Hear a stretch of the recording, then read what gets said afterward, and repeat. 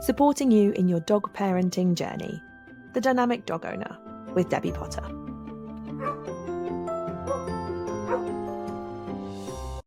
Hello and welcome to this week's episode of The Dynamic Dog Owner, the podcast designed to support you, the dog parent, in your dog parenting journey. If you are a new listener, you may not know what we're going to talk about.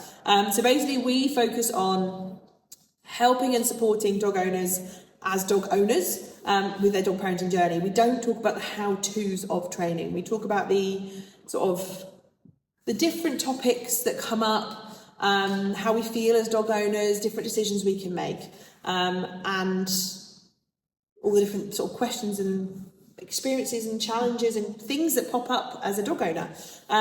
We do have an online Paw Academy, which is an online training community where you can get direct training support, and there's a link to that in the description of the video. So this week, again, we are joined by Tash, one of our training team, so we can have a little bit of a two-way discussion, which is always nice. And this week we're going to be talking about the different attitudes, expectations and rules that apply to different size dogs, because generally speaking, small dogs get away with a lot more than big dogs do. And is that fair? Why is that? So, would you agree that small dogs get away with more? I would say so. Why do we think that is? What kind of things do small dogs get away with that big dogs don't? Jumping up. Jumping up at people, barking, you're definitely barking. Running up to other people and other dogs. Yeah. Yeah. They get away with like all the rude behaviour, don't they? Scrounging, begging, whatever you want to call it. Yeah, if they can't reach a table. Whatever you want to call it. Being on furniture. Yeah, they don't have much space. Potentially. Being out and about in public. Yeah. Like, you know, cafe settling, pubs, etc. Any form of noise. Mm-hmm. What else do they get away with? Going on public transport. Basically, they just make less nuisance. Everything's smaller. Yeah. Everything is minimised, whereas with a bigger dog, everything's maximised. Yeah. Bigger dogs, all of the things we just mentioned, are not acceptable. No. So they're not allowed to jump up. They're not allowed to vocalise. They're not allowed to run up to people. They're not allowed to jump. They're not allowed to beg. They're not allowed to jump up the worktops. They take up more space in pubs and cafes. Is that fair? No. That's a very clear answer. No, it's not fair. It's not fair. End of the podcast. But why? Why is it seen as acceptable for a small dog to do it and not acceptable for a big dog to do it? Let's kind of look at one topic at a time. Jumping up. Why is it okay for small dogs and not okay for big dogs? Because they only come to about your knee when they jump up. So, it's less intimidating. Mm-hmm. It's less forceful. Sometimes you don't even know they're doing it. No, they can't knock you over. Whereas a big dog, kids, Dave has, person, small people, older people, weak people, older people. You know, big dog can jump up and knock you over. Sitting down. They're here. They make your clothes less dirty. You're only going to have a dirty knee rather than a dirty everything. Yeah. Generally speaking, they look a bit cuter. Yeah, less of it. It's just less of everything. Less slobber, less fur, less everything. Yeah. But is it fair? Why should we allow that to be a prejudice? Should small dogs be able to get away with it? I suppose one of the arguments you've got is, I don't know if I'd call it an argument, is, you know, if you think about sitting down, if you think about jumping up, as we're on that topic, generally speaking, I would argue it's not actually the dog's fault. It's generally because we as people are lazy, for use of a better word, and if we look at it in terms of, let's say, giving a piece of food, can't bother to bend all that way down, so I meet you halfway. So then all of a sudden, it becomes okay. So then, of course, our dog goes, well, why is it okay there and not somewhere else? So I would say half the battle of jumping up with small dogs is us. Because Definitely. we don't want to bend down that far Definitely. to meet them. Whereas it's easier to meet a big dog. Yeah. Oh, because they're so much easier. But then equally, that's why you get big dogs jumping, because they can do it as a small, tiny puppy. Yes. And they don't realise the rules have changed. Yeah. Because suddenly it's not acceptable for you to jump anymore because now you're big. Yeah. And generally, you know, it's easier for big dogs to be kind of closer to us, if you like. And small dogs, sometimes it's not, you know, they're not jumping to be naughty. They're just trying to get to us. Yeah. To us. Yeah, definitely. Definitely. How about like the running up and jumping at people, like running up and barking? There seems to be this misconception that, you know, because they're a Jack Russell, a Chihuahua, a Bichon Frise, I don't know, whatever, a Dachshund, because they're small, it doesn't matter that they run up and bark, or it doesn't matter that they bark at other dogs. We can just pick them up under our arms and walk away. But a big dog does the same behaviour, effectively. It's just bigger, louder, deeper, more intimidating. They pull a lot more. Everything just is amplified, isn't it? Suddenly it becomes unacceptable. Yeah.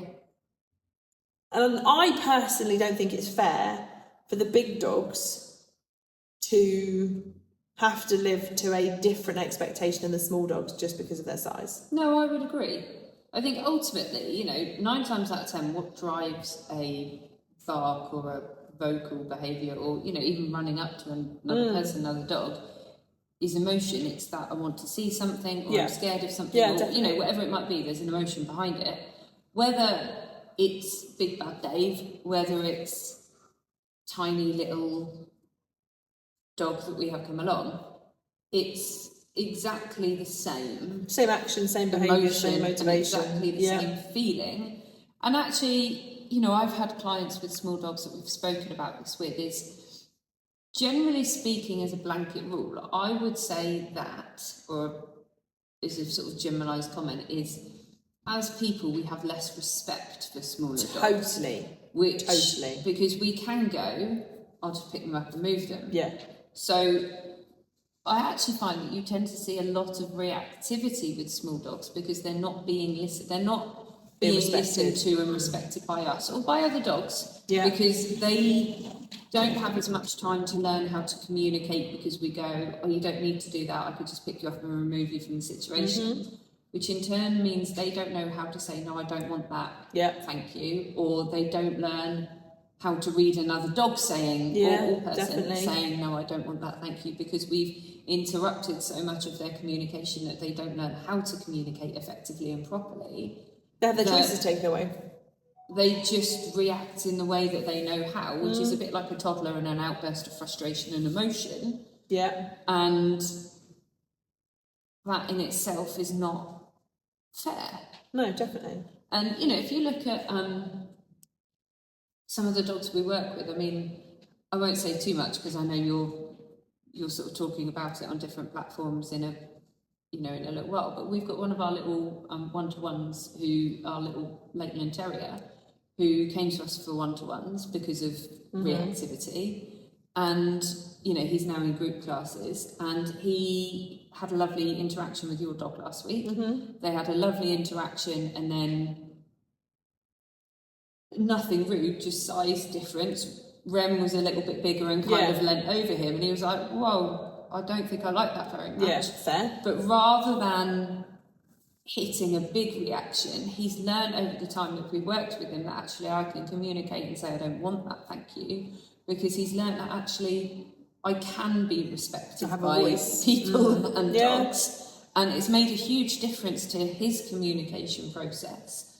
And again, you know, an ex-member who had teeny tiny little dog who used to be quite fearful and would snap when people would pick him up because they could pick him up. Yeah, because you could, yeah. We've done a lot of work, and she is now very good at kind of advocating and going, I know he's really little and you can, but please don't move him and pick him up. And again, his reactions to situations has decreased 9 times out of 10 because he's learned that actually people don't just come and pick me up and move me, but that I can communicate and be respected. And that's something that I think lacks massively for little dogs. Oh, definitely. And we're all guilty of it.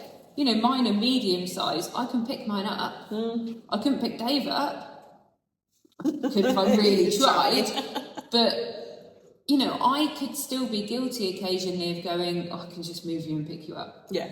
I try to avoid doing it, but every now and then it can happen. Yeah. And I see it because obviously we've got 3 big dogs. My mum has a smaller dog. And my girl's like, oh, isn't he cute? And they can pick him up. And when they're a bit younger, I was like, hey guys, just because he's small, do not pick him up, because he needs to be able to, just because he's small, you cannot just take away choice. You can't like cop out of needing to encourage and train because he's small. And I think it kind of, with a big dog, you don't have a choice. Because one day you are not going to be able to manage You do have a choice, but the choice ends a lot earlier. Yes. Yeah. And then all of a sudden you're stuck. Yeah. As a puppy, you can just pick them up and move. But after a few months, you're like, I can't physically pick them up anymore. It's one of and then the you have to revert to training. It is, and it's one of the reasons that we really try, don't we, with puppy classes, of breeds of any size, of trying to just... Don't get me wrong, picking your dog up for a cuddle, of course, it's lovely when they're a puppy and whatnot, but why we try and discourage, if your dog is finding something hard, to avoid just picking it up to take the situation away, because they're then equally not learning frustration, how to manage frustration, how to problem solve. But in your bigger breeds, there will come a day where you can't do that. And suddenly you're stuck with a dog that is planted and rooted, that doesn't know how to manage that situation. Or is reacting, and you can't just pick them up and take them away. So in a way, and this probably sounds a bit controversial, I don't mean it to, bigger dog owners have to train harder than small dog owners. They have to put more effort into training, because they can't just pick their dog up. Their dog is seen as being impolite. The actions are not socially acceptable. So with a small dog, you can get away with not teaching them manners. But with a big dog, I see you what you're have saying. to. You've got more pressure to. I see what you're saying. I think on the flip side, I think there is a lot of hidden emotion with small dog owners, where people feel, I don't know what word is the right word to use, but emotional in whatever sense of, my dog reacts like this and other people don't respect it because it's little, and they just walk past and go, oh, it's cute. Which in a way is nice, because you're not going, oh my god, they think my dog's going to eat them. But again, it's the respect of the dog. And I think, so they've got a different challenge in terms of, and you can look at it all from both ways. 100%. Whereas if you've got a big dog barking, people suddenly take a very wide berth. Which, And it's probably why the statistics for smaller dogs, biting is more for smaller dogs. If you look at like the most bite risk dogs, they're smaller because they're disrespected. And it's seen as being cute. And if a little dog's goading you and barking at you, you just go, oh, aren't you lovely, in its face, which really isn't going to help the situation. Whereas a big dog, you move away. So there's so many different factors to it, isn't there? There's your perception, the dog's perception, 100%. other people's perception. But there are the whole etiquette rules about what is and isn't acceptable are completely different depending on the size of your dog. It is. Completely. What they can do, what they can't do. What people like them doing, what people don't like them doing. Pulling on the lead. You can't, little dog. I mean, to be fair, little dogs can still pull bloody hard. Oh, they really can. But again, it's like, oh, well, they're only small, so it doesn't matter. Whereas a big dog, you can't have them dragging you down the road, because physically, you can't hold them back. So it's all these little things that, the rules change. Should it be that every dog is expected to have the same rules regardless of their size? I think it should. I think it should. I mean, you don't have a rule for people that if you're under 5 foot you can get away with this, and if you're over 5'5" you can't do that. You know, you don't. Well, you do. Well, I suppose you do actually to a certain extent in some things. Sure, people can't go on fairground rides, which is a bit unfair, isn't it? Just but on the whole, in the whole, we generally have a. It's only for safety. Yes. Doesn't matter, how tall you are, how short you are. No. You still have rights as a human being. And it should be the same. Whether you're a Chihuahua or a Great Dane, Totally. your emotion's still the same. Yeah, and it should still be respected in the same way. It's not, but it should be. Definitely. So how do we change that? Can we change it? Is it something that we can change? What can we do to change that? Or to counteract it? We obviously can't change people, or we can't change the size of dogs, but how can we, as dog owners, counteract that? I think a lot of it is understanding, and I think we're seeing a lot more of it as the years go on, but I think it's that shift of understanding that dogs have emotion. Dogs are not robots. Dogs aren't just here to fit into our human version of life that we've brought them into and expect them to live by our rules. expect them to live by, and that it's understanding that they're allowed to have emotion. You know, it's not down to us to suppress emotions in our dogs and go, you're not allowed to feel that because you're not a human.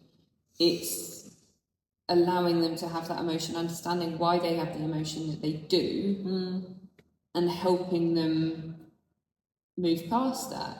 Yeah. You know, if I look at Barney, he can be quite nervous and quite snappy with other dogs.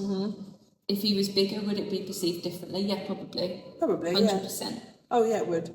Now, he's little at the moment. I'm always going to be able to pick him up, but it might get harder, but I'm always going to be able to pick him up. I could just pick him up and move him from the situation. How's he going to learn? I could just drag him away. Yeah. I could just go, oh, shut up. That dog's fine. A, he's not going to understand that. But B, that's not helping him with his nervousness around other dogs. But giving him respect and going, okay, you feel that way, let's try and help work through it, is how he's going to grow in that. And that should be the same regardless of what size your dog is. I think it's where something as a dog owner we can do, regardless of the size of our dog, we should treat them like they're a Great Dane. And I think in terms of we can't pick them up, you cannot physically, don't do it, whatever, unless it's an absolute emergency. Avoid picking your dog up, avoid taking that choice away, and encourage to give them their autonomy to decide what they want to do and help them work through it. 100%, and this is where my rant could go off in a completely different direction, and I'm really going to try not to. This is where I think social media these days has a massive part to play as well. Social media has ridiculous impact, In terms of Insta versus reality. Yeah. And people see, I think, so many things when it comes to social media. A, you come across so many different trainers and pieces of advice in terms of allowing your dogs to have emotion, in terms of areas of training out there where you shouldn't let your dogs have emotions, and we don't, but people use tools to suppress those emotions, which I think is completely wrong. I think in terms of, you've then got 10 million pieces of advice coming out to you as to what you should do. All conflicting. I think you then have the, Insta versus reality of, you see, let's face it, we all post on social media the things that we want people to see. Nobody posts the shit. I don't post the videos of Barney snapping at other dogs. I post the videos of him in group walks with my friends where he's getting on nicely with other dogs. You've then got the social media, and not just social media, but some of those ridiculous TV programmes out there, naming no names, where you suddenly see a dog who's barking. 5 minutes later, they're fixed. 5 minutes later, they're fixed, which just, generally speaking, unless you've used a tool to really suppress that emotion, it does not happen that quickly. So I think what people see out there through social media and through marketing and through different media channels plays such a big factor in terms of definitely what is acceptable and what isn't acceptable and how they are made to feel about it. And then their expectation of how it changes and how it gets fixed. Yeah. We can't just fix it in one session. No, unfortunately not. Yeah. And we can't just pay a trainer who's going to magically come in and fix it. And I think, this probably relates more to the big dog things, is age as well. The amount of puppies can be reactive. Puppies, and when we talk about reactivity, to clarify, reactivity is having big emotions to something. Yeah. It's not right, it's not wrong. It's just having a big emotion like we do to things. And as puppies, because they are smaller, and this is where, the people smaller go, dogs... aren't they cute? that's where, you know, we can move about situations and stuff. But generally speaking, around the kind of adolescence, teenage, 6-month-ish mark is when we start to see behaviour changes because of testosterone and hormones. By which point, big breed puppies are bloody huge, and they look like adults. And there's this misconception out there that they'll just grow out of it. Yeah. Come a year's time, they'll be fine. Which they won't. Generally speaking, they won't. So it's also tackling these things at a young age. Definitely. Or not even necessarily as a young age, because obviously this can develop at any age, but tackling it as soon as you notice something. Yeah. Big dogs do have it tough. They do. And I say puppies especially are adolescent big dogs, because an adolescent, generally speaking, we talked about this in podcasts before, but smaller breeds mature quicker, bigger breeds mature slower. So a big dog like a Labrador doesn't emotionally mature until they're 4.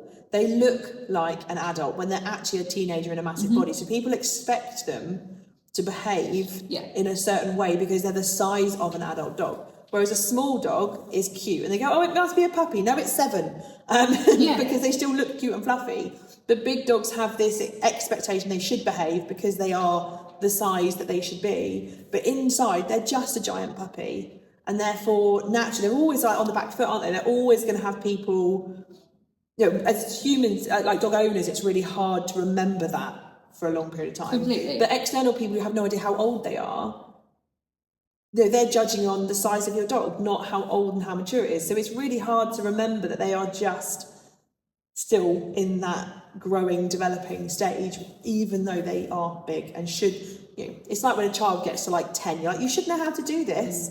But you forget they're still a child, they're still very young, they still need help and support. Same for puppies, big puppies. Definitely. So there is a lot of misconception about it. We kind of touched on it a little bit. But the main sort of take home is that small dogs, big dogs, they still deserve the same respect from other people when you're out and about, from you, from other dogs. Just because their size is smaller, they're not likely to make as much damage or not as intimidating or what have you. It doesn't mean that it's our free card to just not give them the respect they deserve. And we should have the same rules and expectations for small dogs as well as big dogs, so that everyone can live harmoniously and have that happy, content dog because everyone respects them. Definitely. And naturally, bigger dogs are just going to need that little bit more effort because it is unacceptable if they get it wrong, which is a bit naff. It is. So all those big dog owners out there, we feel it. It's tough. It is tough. Because look at Fred, he's been fully grown now for 3 and a bit years, yet he's only just turned 4, so only just emotionally maturing. So for the last however many years, he's still been effectively a puppy adolescence, but in an adult body, and people expect more from him. It's hard.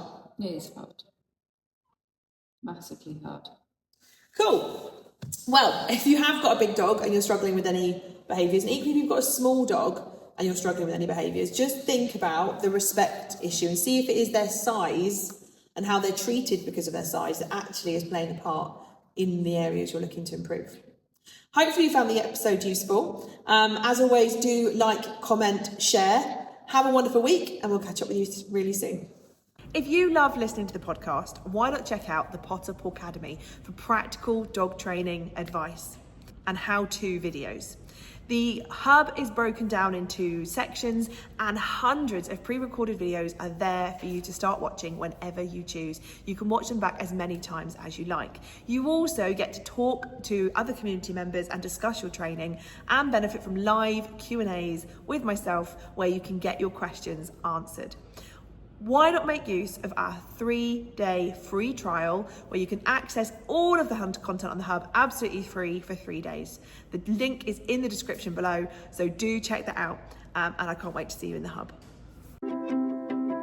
Thank you for listening to The Dynamic Dog Owner with me, Debbie Potter. See you next time.